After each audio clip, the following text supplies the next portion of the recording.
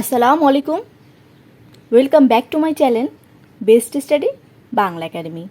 যারা আমার ভিডিওটি দেখছেন তাদের সবাইকে আন্তরিকভাবে ধন্যবাদ জানিয়ে আমি আমার ভিডিওটি শুরু করছি। আমরা পড়ছিলাম ক্লাস 2-এর ইংলিশ ফর টুডে। আজকে আমরা পড়ব ইংরেজি বই থেকে ক্লাস 2-এর ইউনিট 5-এর lesson 1। Unit 5 lesson 1, days of the week. Days of the week. Week অর্থ কি? সপ্তাহ। সপ্তাহের দিনের নামগুলো আজকে আমরা পড়ব। আমরা জানি সপ্তাহের দিন কয়টি? সপ্তাহে হচ্ছে 7 দিন, 7 days of the week.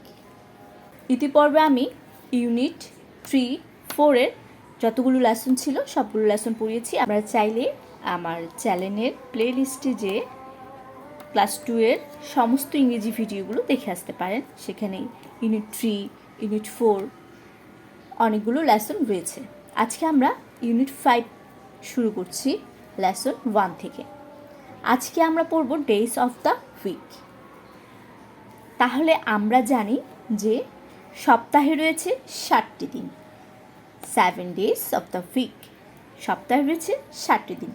Sunday, Monday, Tuesday, Wednesday, Thursday, Friday, Saturday. Sunday অর্থ রবিবার, মানডে অর্থ সোমবার, টিউসডে অর্থ মঙ্গলবার, ওয়েডনেসডে বুধবার, থার্সডে বৃহস্পতিবার, ফ্রাইডে শুক্রবার, স্যাটারডে শনিবার। তাহলে অবশ্যই আমরা সপ্তাহে 7 দিনের নামগুলো শিখে নেব। Sunday, Monday, Tuesday, Wednesday, Thursday, Friday, Saturday. Days অর্থ দিনগুলো। ডে থাকলে দিন হতো, যেহেতু এখানে অ্যাস যুক্ত রয়েছে তাহলে হবে কি? দিনগুলো।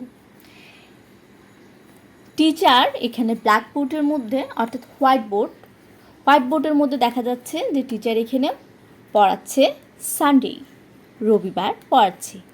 স্টুডেন্টরা একজন একজন করে সপ্তাহে 7 দিনের নামগুলো বলছে। স্টুডেন্ট 1 বলছে সানডে, স্টুডেন্ট 2 মানডে, স্টুডেন্ট 3 বলছে টিউসডে, স্টুডেন্ট 4 ওয়েডনেসডে।